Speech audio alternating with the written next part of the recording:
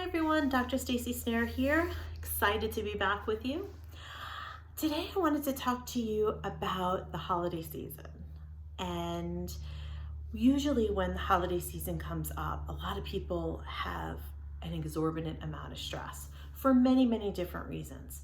The first thing I wanted to do was talk to you about needs versus wants, or more specifically, obligations versus wants. Um, I coach people. I have a lot of clients that I coach, life coaching, and the feelings that we have or emotions that we have that come up during our daily lives will settle in the body and can cause a dis-ease within the body. And that's when my coaching clients also come in then for healings and balancing of the body.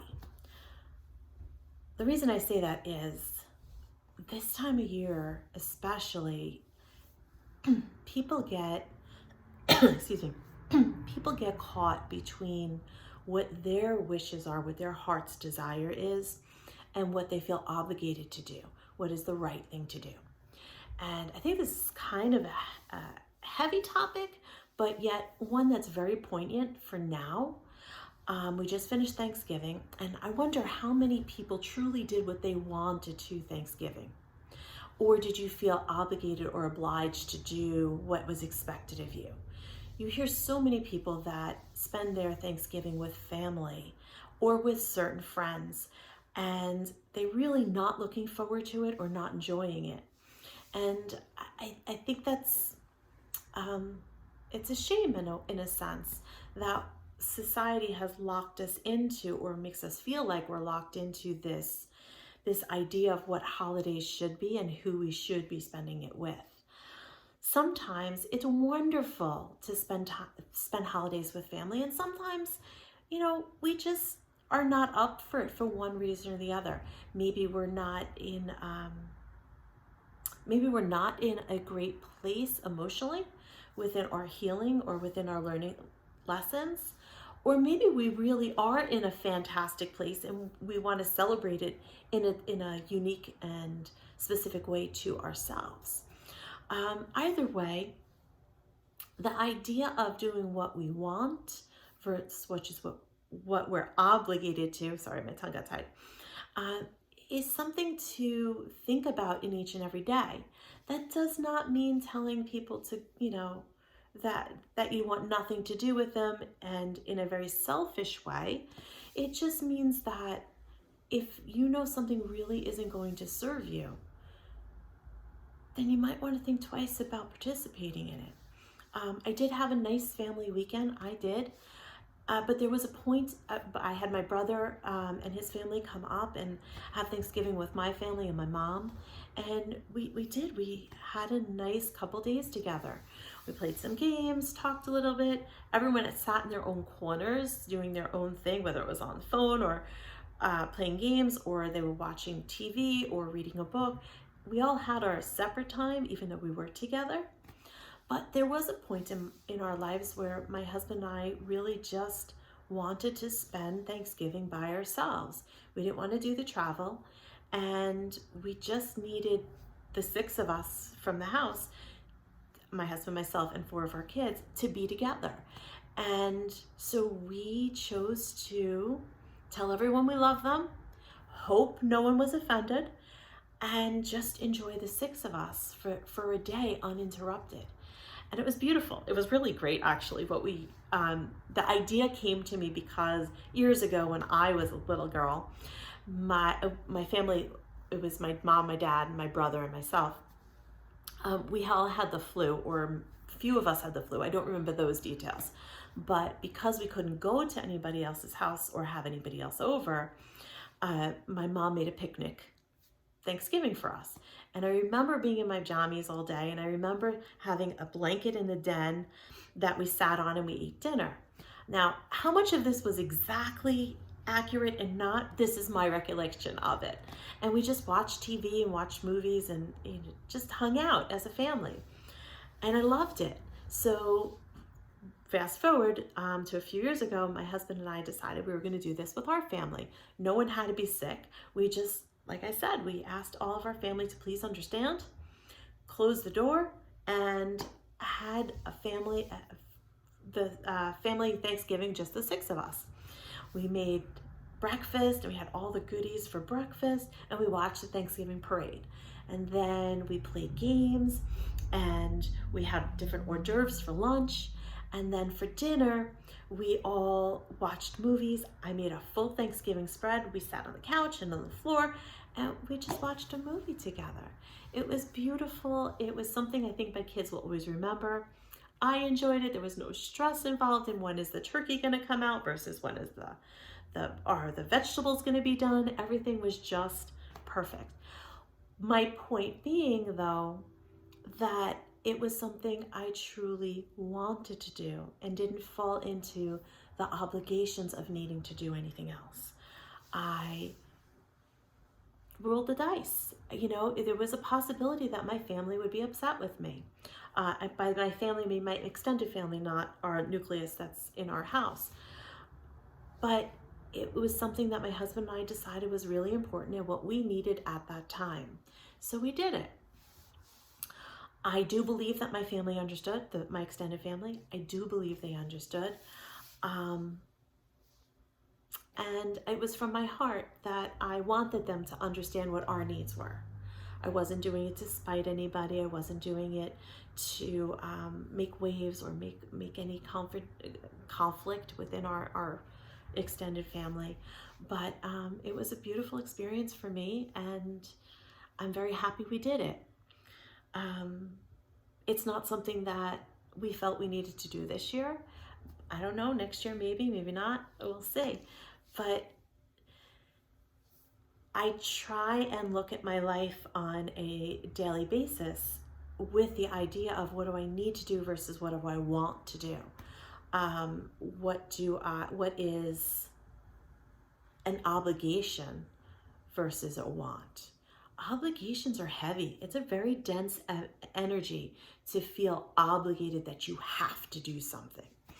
A lot of parents get caught in this trap when it comes to cooking dinner for their family or making lunches for their kids, whether they are in school, whether are homeschooled. The need to do something for somebody, and we do need to, yeah, as parents, you need to feed your kids, 100%. You need to take care of them. But you can look at it as an obligation or a heartfelt desire. I want to take care of my kids. So one of the things I've learned through time is if I'm in a feeling that I absolutely have to do something because I'm obligated to, even when it comes to my children, I tend to not do it. I come up with a creative spiritual solution to it.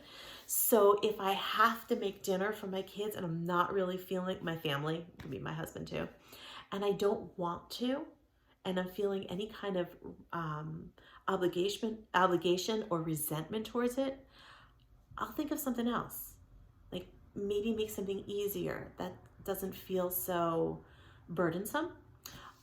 Maybe order in instead. Maybe ask somebody to help me make the dinner. There's many different ways that we can fulfill the needs of those around us, but not getting caught into an obligation that brings us into a low vibration. I'm hoping that makes sense to you. So look at your days. Look at your days, whether it's your job, your family, even yourself. If you feel obligated, like I know after I finish recording this, I made a commitment to myself that I'm going to go home and I need to go on the treadmill, and there's another task or two I wanted to do tonight. And I feel obligated to do that to myself, but it's more of a want, okay? It is something I want to do. So the want kind of overshadows the obligation, okay? And think of the energy of it. I'm doing it out of self-love, going on the treadmill. It's not something I totally enjoy, but yet I truly do want to do it for myself. Does that make sense? Whereas, gosh, even a month, this is a new thing for me. I am on a health path for myself in a whole different mindset that I haven't experienced before. And I'm kind of enjoying it and embracing it and bewildered by it all in the same token. But about a month or so ago, if you told me that I was going to go home on the treadmill, I would be so filled with venom at the idea of having to do it that it would be counterproductive. It wouldn't even be healthy for my body because my mindset was so toxic around it. Today, though, I don't feel that. All right, so always check in with yourself. How are you feeling regarding this task? Is it something you want to do, or is it something you feel burdensome obligation for? Okay? And if you do feel, if it's something that has to be done, look at how you can morph it, change it, either your idea, perception around it, or the tangibility of the activity that needs to be done, how you can make that more enjoyable for you and those you're doing it for. If we're making dinner and we're feeling anger, resentment, hostility around it, what are we infusing our food into our food? We're infusing our food with that energy, that vibration. You can take the most technically nutritious meal and fuse that venom into it, and it's not going to be as healthy and nutritious. It's not. But if you do that and take this nutritious meal and fill it with love, I want to make this for my family. I'm enjoying making this for my family. It is a pleasure to cook for my family. Then you're filling it not only with the nutrients that God has blessed us with, the vegetables, the fruits, everything in there, but you're also filling it with love and light and healing. And how beautiful is that for someone then to graciously take and eat and fuel their body with. You're not only fueling your body, but you're fueling your heart and soul as well. That's beautiful. That's a gift. Okay? I hope that makes sense. And I challenge you to look at your days. Don't put it under a microscope. Don't put your everyday under a microscope and look at every little thing, but just start becoming a little bit more aware. Where am I? Is that an obligation? Did I feel obligated to do that, or did I want? Oh, I want to do that. Okay, great. Start being aware of what you're doing and why you're doing it. Whys are so important, even for yourself. As I just said a couple of minutes ago, everything is important with a why, right? Because it's going to change how we do it as well. All right? Okay. So we only have that was a couple of minutes. Let me see if I can give us a card pull and see how this relates to our topic for today. In general, oh my goodness, I don't have the box for my cards. I want to say it's,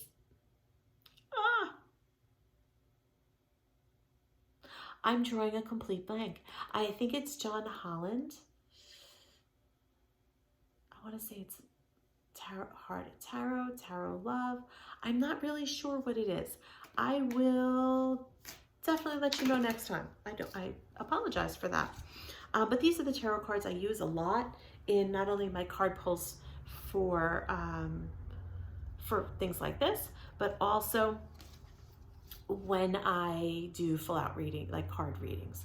I don't always do card readings. I do more channeled readings than card readings. But if I were to use cards in my readings, this is what I would use. Okay, so the first card is positive movement forward. Positive movement forward. And that does tie into what we are saying, because if we are doing things out of want, then we are moving forward in a positive way, right? Following our heart, following our truth. That's all positive momentum. If we were not in our want, but we were in our obligation mode, that wouldn't be positive. It would be more negative because, again, it's that denser, heavier energy. The second card that came out at the same time was Passion Ignited. Think about it. If when we're excited about doing something, passion ignites. We get filled with joy. We get filled with love. We do things from our heart center, which is our passion, right? We can connect to the things that we're doing in all of our senses, tactile and physical. Yeah, I don't think there's anything else to really say about that for now. Please comment down below.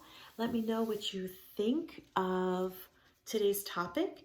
If you have an idea for another topic, you again are always welcome to comment below, or you are welcome to message me at